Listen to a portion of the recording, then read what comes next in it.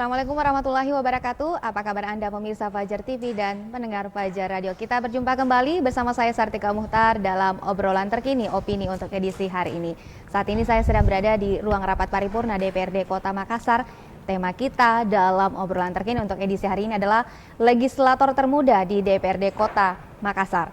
Generasi muda merupakan aset bangsa yang harus mengambil peran dalam berbagai aspek pembangunan di negeri ini. Utamanya ikut serta dalam upaya mengambil kebijakan, salah satunya berkiprah di parlemen.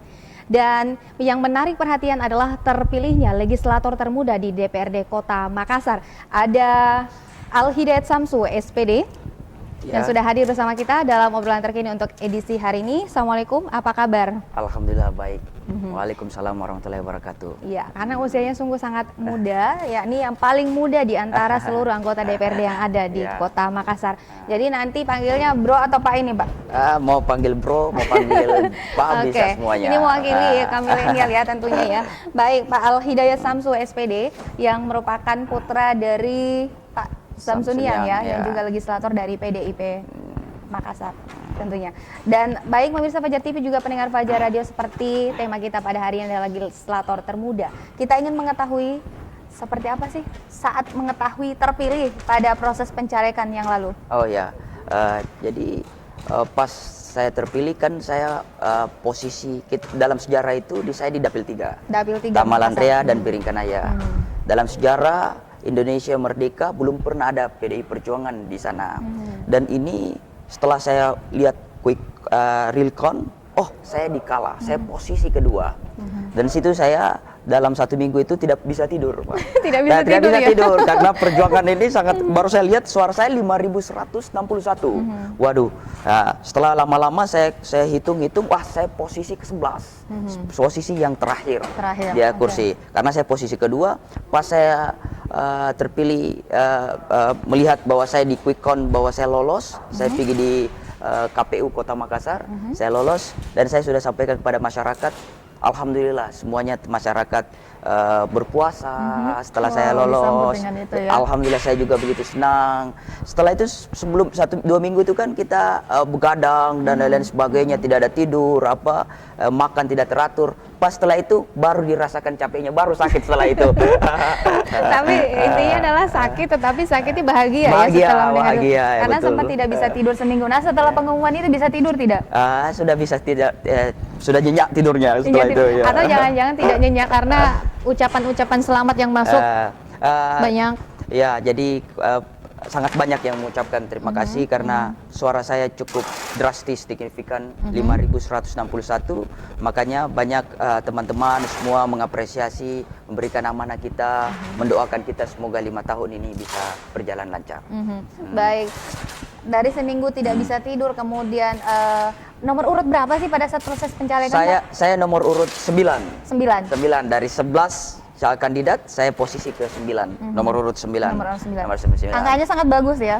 Saya pikir angka 9 itu ya angka paling bagus menurut saya, sejarah ya? Karena di Kota Makassar PD Perjuangan baru dapat di situ. Dalam sejarah saya juga nomor 9 itu mengangkat saya menjadi anggota DPRD Kota Makassar. Nah, sekarang sudah duduk dan berada di Komisi D, bidang Kesra. Dan luar biasa. Biasanya memang kalau diwakili oleh kaum muda, semangatnya luar biasa ya. Kita lihat hari ini bahwa semangatnya sungguh luar biasa. Nah, pada saat itu sebelum bergelut di dalam dunia politik, kemudian menjadi anggota legislator di DPRD Makassar, itu keseharian seperti apa? Apa sih aktivitas? Ya, jadi saya kan SMP, SMA itu saya seorang atlet. Atlet bulu tangkis. Saya sekolah pernah di Jakarta. Kemudian tidak selesai, pindah ke Makassar karena atlet. SMA juga atlet. Setelah itu saya pikir saya udah alhamdulillah berprestasi di bulu tangkis. Saya pindah lagi masuk kepada atlet balap motor, road race pada saat itu. Road race. Alhamdulillah sudah habis ke Sentul pakai motor besar CBR dan sudah alhamdulillah berprestasi juga. Bapak saya telepon saya, panggil saya, "Nak, mau lanjut atau mau sekolah kembali?" Saya pikir ini saya sudah ketinggalan sekolah saya, makanya saya kembali sekolah, buru kemarin pelajaran-pelajaran yang saya tinggalkan, dan alhamdulillah saya lulus di Universitas Negeri Makassar, UNEM. Penjas Kesrek, guru olahraga. Dari luar atlet kemudian mengambil jurusan olahraga jadi guru olahraga. Guru olahraga ya. Ngajar di mana waktu itu sebelumnya? Saya PPL di SMA 11 selama 3 bulan. Setelah itu saya karena saya persiapan untuk IELTS untuk mau berangkat ke Inggris, dapat 6,5. Setelah itu saya ke Inggris. Sebelum ke Inggris saya umur 19 tahun memang diajar sama orang tua saya bagaimana caranya menjadi pemimpin. Jadi saya diberikan amanah menjadi ketua yayasan di umur 19 tahun pada saat itu. Dan di mana saya tidak ada betul pengetahuan, pengalaman. Saya pimpin ada master, S2, S1. Sementara saya masih umur 19 tahun pada saat itu. Bagaimana rasanya pada saat itu? Makanya saya di situ tergelitik, wah saya harus ini pergi belajar di Inggris. Saya masih kurang pengetahuan, pengalaman, dan disitulah saya paham diri saya bahwa saya ini masih nol. Makanya saya selalu belajar pada saat itu. Ke Inggris 4 bulan, alhamdulillah pas di Inggris saya dipanggil partai saya untuk menjadi calon legislatif. Dan alhamdulillah itu terpilih. Dan sekarang duduk di sini ya, duduk saat di sini, ini ya, di alhamdulillah. legislator DPRD Kota Makassar dan berada di ruang paripurna sekarang mewakili kaum muda ya. Kaum muda, betul. Tapi apa sih perbedaannya dari yang sebelumnya aktivitas pertama atlet, menjadi seorang tenaga pendidik, kemudian mengelola yayasan, kemudian sekolah ke luar negeri di Inggris, harus balik lagi ke sini. Tidak sayang meninggalkan sekolahnya untuk sementara waktu ya? Iya, saya pikir ini kebijakan yang sadar yang saya buat. Tidak sayang sekali karena kebijakan ini yang kita ambil adalah kerja-kerja yang betul-betul mengabdi.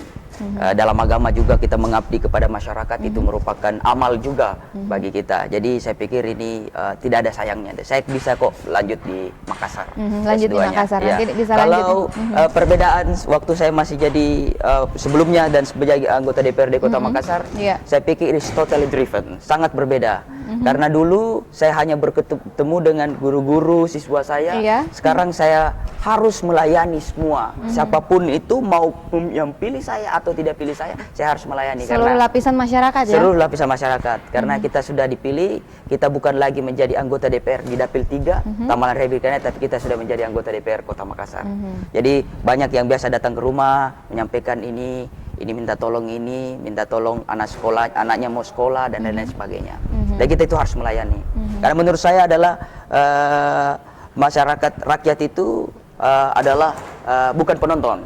Masyarakat itu, rakyat itu adalah raja. Pemerintah itu adalah pelayan pada mereka. Jadi, siap melayani masyarakat? Siap dong, alhamdulillah, insyaallah. Iya, baik. Dari segudang hal yang telah diperoleh dari tingkat pendidikan yang luar biasa tentunya, mengapa tertarik ke dunia politik? Ini ajakan dari sang bapak atau seperti apa sih? Ya, jadi bapak itu tidak mengajak, itu dari saya sendiri. Pertama adalah saya ingin survei-survei kecil-kecilan secara lisan kepada teman-teman. Karena saya melihat konstelasi di Tamalan Raya Biringkanaya itu, Tamalan Raya tidak adanya perwakilan pada 2014-2019. Maka pembangunan di Tamalan Raya itu stagnan. Mau secara infrastruktur, sekolah, kesehatan, dan lain-lain sebagainya. Makanya saya tergelitik untuk itu, pertama. Kemudian kedua adalah saya survei kepada teman-teman. Teman-teman juga menyampaikan bahwa salah satu yang berpotensi terpilih itu menurut mereka saya. Dan guru-guru juga. Karena saya sampaikan, saya tidak mau mencalon kalau saya mau kalah. Saya mau mencalonkan harus menang ya? Harus menang. Ya, kalau dalam olahraga itu kami datang, kami menang. Vidi visi, bahasa Latinnya kan, vidi visi. Kami datang, kami menang. Kami persiapkan dulu, baru kita bertanding. Nah, saya lihat, ini punya potensi dan guru-guru mendukung, ya maka itu saya mencalonkan jadi anggota DPR. Dalam proses itu, kan saya tergolong masih muda. Pada saat itu 23 tahun, masih banyak, ada beberapa orang yang tidak memiliki keraguan bagi anak muda kan pada saat itu. Tapi saya coba terus belajar bagaimana caranya mendekati masyarakat, turun ke lapangan sebanyak mungkin. Setiap hari turun sosialisasi, satu hari biasa saya jadwalkan 2 atau 3 kali titik dalam sehari, turun terus ke lapangan menyampaikan masyarakat sekaligus edukasi politik. Edukasi politik bahwa kita ini turun mendengarkan aspirasi masyarakat. Kita nanti jangan sampai kita dipilih tidak dikenal masyarakat. Makanya saya harus kemarin turun terus dan alhamdulillah banyak pelajaran yang saya dapatkan di situ. Iya, dari 5.161 dukungan ya atau suara yang diraih, semuanya kenal dengan Al Hidayat Sansu? Semuanya kenal. Semuanya kenal ya? Saya kayaknya insya Allah kenal. Insya Allah kenal ya? Insya Allah kenal. Tapi mungkin ada beberapa yang tidak kenal. belum kenal ya. Ya. Tetapi akan tentunya ke depan akan dikenal lagi ya. Iya, biasanya kaum muda itu identik dengan mohon maaf bahwa dengan usia yang sangat muda duduk memegang tanggung jawab yang besar itu adalah labil, kemudian emosional. Betul. Nah, bagaimana Anda membuktikan ke depan bahwa kaum muda itu seperti ini? Positif ya. Ya, jadi saya melihat bahwa seperti itu yang kita sampaikan tadi, itu opini di masyarakat. Betul, itu labil dan emosinya tinggi. Sedikit saja dikasih gini, mengambil suatu keputusan. Terburu-buru dan segala macam. Saya pikir kita di DPRD Kota Makassar itu dalam konteks usia seperti itu, tetapi secara pikiran kita harus rubah itu. Bagaimana setiap keputusan atau masalah yang kita lakukan itu, cari dulu apa masalahnya, apa penyebabnya, kenapa bisa demikian, dan kemudian cari solusinya. Dan tidak tertutup kemungkinan, saya pikir bukan cuma anak muda yang seperti itu. Terkadang orang-orang yang berumur 40-an demikian seperti itu. Jadi tergantung sih kalau situasi dan kondisinya. Situasi kondisinya kalau lagi lapar bisa saja begitu kan. Jadi saya pikir kita jalan saja, let it go saja. Persoalan labil, persoalan emosionalnya, insya Allah kita bicara, mengambil keputusan, berjuang itu atas dasar rakyat saja. Asal dasar itu ya. Baik, strategi apa yang diterapkan di masa lalu sebelumnya ya, waktu kampanye sehingga mendulang suara yang luar biasa ya di Dapil 3 Makassar? Betul. Jangan-jangan karena jomblo nih Pak?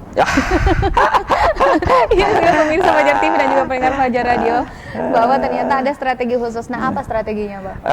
Pertama, strateginya itu yang paling penting adalah emosional, dekat sama masyarakat. Dekat sama masyarakat. Ya, masyarakat itu kalau kita dekat, asumsi di luar bahwa high cost politik kan, money politik itu bisa ditantang oleh dengan kalau kita dekat dengan masyarakat, dekat sama anak muda, ibu-ibu, bapak-bapak, dan seluruh elemen masyarakat. Kalau dekat kita itu, mereka itu sedikit ikhlas juga mendukung kita, membantu kita. Kemudian yang kedua, saya kan punya yayasan juga. Nah, yayasan kita ada hampir 1.000 di situ siswa. Dan menurut saya yakin dan percaya orang-orang tua siswa yang ada di yayasan pendidikan lainnya itu, karena biaya sekolah itu sangat kita rendahkan sekali, sama saja kita membantu mereka untuk sekolah. Adapun yang tidak bayar, adapun yang tidak bayar, tapi saya berikan konsekuensi. Kalau nilai kamu ini konstan, kita kasih gratis dan lain sebagainya. Makanya saya yakin dan percaya dari hampir 1.000 itu orang tua dari siswa-siswi itu milih ya? Insya Allah memilih saya. Dominasi memilih. Satu kakak itu kan minimal tiga keluarga atau 2, ada 5, ada hampir 1.000, taruhlah 1.000 ya kali 3 ya udah 3.000. Insya Allah. Guru-guru saya alhamdulillah dan masyarakat, dan tentunya saya juga dibantu oleh ketua BKMT Kecamatan Tamalan Raya. Jadi majelis taklim betul-betul masif membantu saya. Oleh karena itu saya masuk di Komisi D, itu membidangi pemberdayaan perempuan. Jadi Kesra, jadi semuanya include ya di dalamnya ya, bahwa jangan-jangan ini kebanyakan juga ibu majelis taklim adalah mempersiapkan diri nih. Calon legislatif pada saat itu adalah masih jomblo, jadi memberikan dukungan penuh terkait hal itu. Nah, mengapa memilih di Dapil 3 Makassar dan Kota Makassar? Mengapa tidak misalkan kan kaum muda kalau memang ingin terjun kan bisa langsung yang mana begitu? Ya, jadi kan saya lahir di Kabupaten Sopeng, Kabupaten Sopeng lahir. Saya umur 3 bulan pindah ke Makassar. Bapak saya kontrak di perumahan kompleks Bumi Bung Permai. Pertama kontrak karena bapak saya seorang guru olahraga, ibu saya PNS di BKKBN situ. Jadi saya memang tumbuh di Tamalan Raya Biringkanaya. Saya kecil di Tamalan Raya Biringkanaya, saya SD di sana, saya SMP, SMA juga pernah di SMA 21 dan kuliah tidak. Dan saya pernah kerja juga pada saat SMP saya waktu saya SMP, karena bapak saya mendidik saya bagaimana jajan kalau kita ke sekolah itu sangat minim dan pas-pasan, uang bensin dan lain-lain sebagainya. Maka saya pernah juga kerja menjadi seorang cuci motor di Bung itu di depan selama 6 bulan. Jadi gini ceritanya. Bisa saya cerita? Silakan. Ini menarik sekali ya pemirsa ya. Baik, jadi silakan. bapak saya gitu kan pada saat itu sudah anggota DPR Kota Makassar. Iya betul Pak Samsul yang. Nah, kenapa saya mau cuci motor? Saya mau menunjukkan. Anak anggota dewan. Iya, ya. Saya mau menunjukkan saja sama bapak saya, kasih naik dong uang jajan kita kan. Jadi saya cuci motor selama 6 bulan karena saya kan berteman memang sama teman-teman untuk cuci motor. Biasa ada juga tukang parkir, kita main parkir kan. Cuci motor. Saya lihat mobil bapak saya lewat, dia buka kacanya baru dikasih bilang mantap lah Gita. Saya pikir artinya mendapat dukungan ya. Dipikir uang jajannya ditambahin, ternyata didukung. Oke, silakan. Berarti memang dari awal, dari kecil memang bapak dari Pak Al Hidayat Samsu ini adalah seorang guru olahraga ya. Guru jadi olahraga. memang mengikuti ya jejak beliau. Ya, jadi memang kan saya atlet. Jadi saya atlet, saya paham juga sedikit olahraga, sedikit paham olahraga, makanya saya masuk di olahraga juga. Baik. Tadi juga ada kedekatan dan strategi bahwa ternyata memang untuk membangun kedekatan emosional dengan seluruh masyarakat adalah tidak serta-merta instan ya. Tetapi dibangun dari kecil, lingkup dekat dengan keluarga tadi adalah membangun komunitas dengan para tukang parkir dan sebagainya, karena ikut serta di dalamnya. Betul. Kita masih akan melanjutkan obrolan kita dalam legislator termuda di DPRD Makassar di obrolan terkini, namun usai jeda pariwara berikut ini. Tetaplah bersama kami.